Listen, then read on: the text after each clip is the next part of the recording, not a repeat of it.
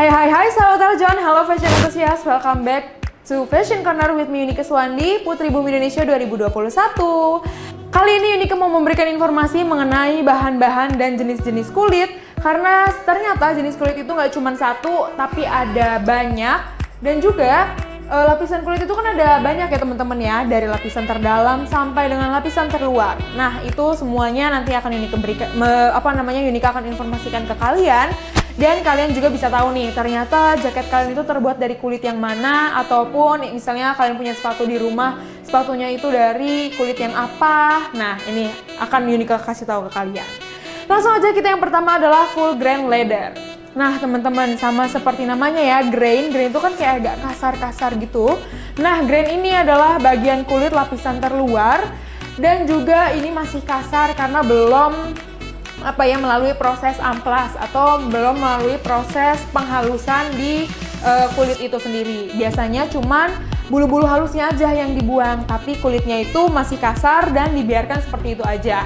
Nah, dan juga full grain leather ini biasanya memiliki serat-serat yang halus. Maka dari itu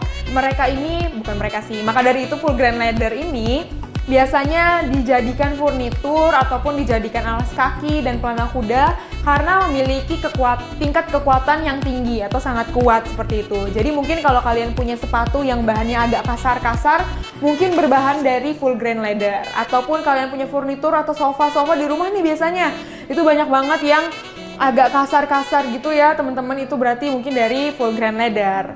Oke, kita lanjut ke bahan yang kedua. Bahan yang kedua adalah top grain leather. Nah, masih sama dan mirip-mirip dikit nih dengan full grain leather. Bedanya top grain leather ini adalah lapisan kulit terluar yang sudah melalui proses amplas atau sudah melalui proses penghalusan. Jadi dia lebih halus, tapi juga ketahanannya juga mungkin akan sama dengan full grain leather. Dan juga biasanya teman-teman, top grain leather ini biasanya dia berbahannya lentur dan lembut karena udah diamplas tadi, udah melalui proses penghalusan tadi. Nah, top grain leather ini adalah bahan-bahan yang biasanya digunakan oleh brandnya yang luxury atau high class gitu ya, kelas atas. Dan biasanya kalian menemukannya ini kalian biasanya menemukannya ini sudah menjadi barang berupa clutch, berupa dompet, ataupun berupa alas kaki. Nah, kalau kalian biasanya melihat ada yang halus tapi juga tebal gitu ya, mungkin bisa jadi, ataupun kalian punya di rumah, bisa jadi barang-barang yang kalian punya di rumah ini adalah top grain leather. Kita lanjut ke bahan yang ketiga, adalah genuine leather atau corrected leather. Nah, sama seperti namanya nih, mirip-mirip nih, genuine leather ataupun corrected leather. Corrected itu berarti mereka sudah melalui proses pembenaran. Bukan pembenaran sih namanya, istilahnya gitulah ya teman-teman ya.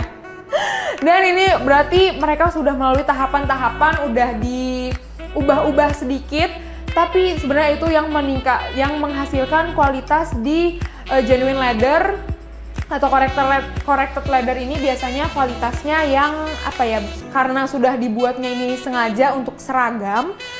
Biasanya corrected leather atau genuine leather ini kualitasnya masih jadinya menurun gitu, kualitasnya jadi kurang sama dengan yang lainnya, dengan bahan-bahan yang tadi udah Yunike sebutkan sebelumnya.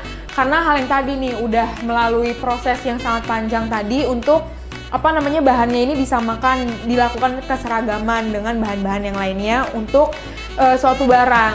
Nah, biasanya genuine leather ini kan jadinya dompet atau jadi ikat pinggang. Mungkin ini yang Yunike pakai adalah genuine leather, nggak ada yang tahu. Mungkin itu adalah genuine leather, atau mungkin kalian juga punya bahan atau dompet kalian di rumah itu adalah genuine leather. Tapi memang kualitasnya ini nggak sama di setiap pasaran. Ada yang mungkin kualitasnya sudah menurun, ataukah mungkin ada yang kualitasnya masih sangat baik. Itu karena udah melalui proses yang diproses oleh pabriknya ini tadi. Karena untuk menghasilkan satu ikat pinggang kan beda ya sama yang mau dihasilkan oleh ikat pinggang yang langsung banyak, dicetaknya langsung banyak.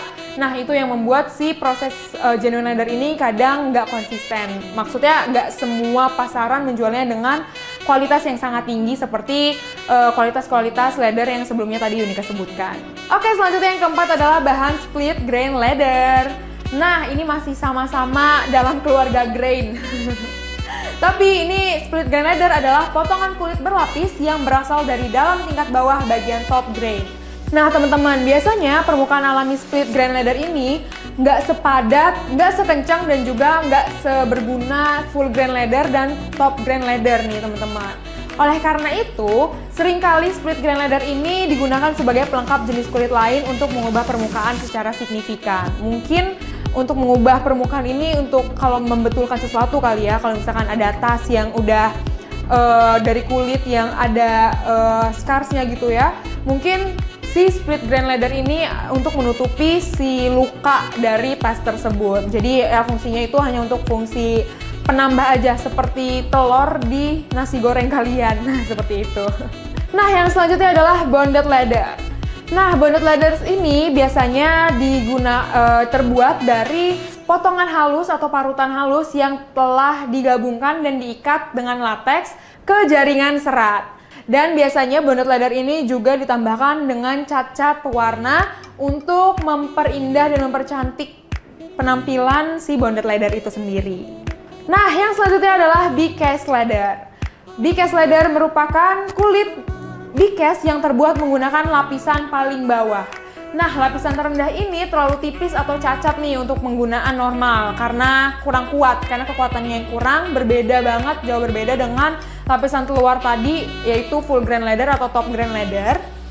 Maka dari itu, jenis kulit ini biasanya jarang banget nih digunakan sebagai bahan utama pembuatan pakaian maupun aksesoris. Nah, kulit big-cast ini biasanya menjadi alternatif mengganti yang tepat. Jadi kalau misalnya kalian mau ada yang diganti-ganti bahan kulit kalian, mungkin big-cast leather ini adalah bahan kulit tersebut. Nah, last but not least adalah sweat leather. Ini biasanya sweat leather ini dibuat dari permukaan bagian dalam kulit binatang nih. Nah, kulit sweat ini biasanya dibuat dari kulit binatang apa aja, tapi yang biasanya digunakan dan paling sering digunakan adalah kulit domba, kulit kambing, kulit rusa, kulit babi, dan juga kulit anak sapi. Biasanya jenis hewan ini berpengaruh pada hasil akhir sweat nih teman-teman, di mana lapisan terdalam yang tipis dipotong untuk membuat bahan lembut. Nah, sweat ini agak tahan lama dan lebih murah, tapi kekurangannya, sayangnya sweat ini mudah kotor dan sulit dibersihkan dibandingkan dengan jenis kulit-kulit yang lainnya. Nah teman-teman, itu dia tadi jenis-jenis kulit, jenis-jenis bahan kulit yang mungkin ada di furnitur rumah kalian atau mungkin ada di bahan pakaian kalian. Jadi sekarang mungkin kalian udah mulai tahu-tahu nih kalau misalnya kalian nanya ke penjual, Bang ini jualan gak tuh? Bang ini bahannya terbuat dari apa? Mungkin abangnya bilang sweat leather, jadi kamu udah bisa kira-kira sweat leather itu kira-kira harganya murah atau relatif tinggi, karena yang tadi udah Yuni kesampaikan kan kalau sweat leather itu seperti apa bahan-bahannya dan kekurangannya, dan juga kulit-kulit leather lainnya. Nah teman-teman, kalau kalian masih mau mengetahui informasi lainnya seputar fashion, tetap saksikan Fashion Corner bersama aku Yuni Keswandi hanya di Eljon TV. See you sahabat Eljon.